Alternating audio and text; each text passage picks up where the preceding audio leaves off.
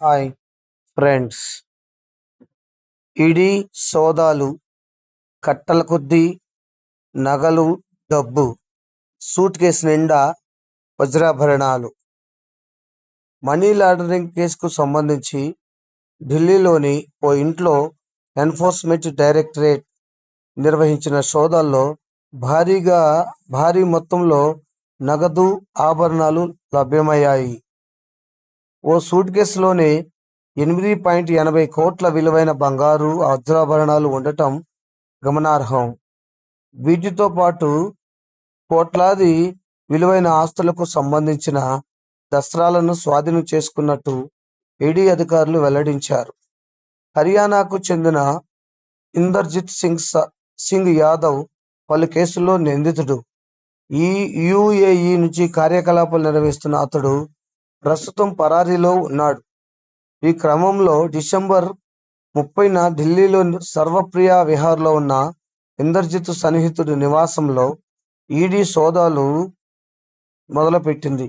భారీ మొత్తంలో నగదు, బంగారు ఆభరణాలను గుర్తించింది. బుధవారం ఉదయం బ్యాంకు అధికారులను రప్పించి మిషన్లతో నగదు లెక్కింపు మొదలుపెట్టారు. ఇప్పటి వరకు 5.12 కోట్ల నగదు లెక్కించగా సూట్ కేసులో 8.80 కోట్ల విలువైన బంగారు, వజ్రాభరణాలు ఉన్నట్లు అంచనా వేశారు. మరో బ్యాగ్లో చెక్ బుక్లు, 35 కోట్ల విలువైన ఆస్తుల పత్రాలను స్వాధీనం చేసుకున్నారు. దోపిడీ, ప్రైవేట్ ఫైనాన్సర్ల కోసం సెటిల్మెంట్లు, బెదిరింపు చర్యలకు సంబంధించి ఇందర్జిత్ యాదవ్ పై హర్యానా, ఉత్తరప్రదేశ్ పోలీసులు 14 ఎఫ్ఐఆర్లు నమోదు చేశారు.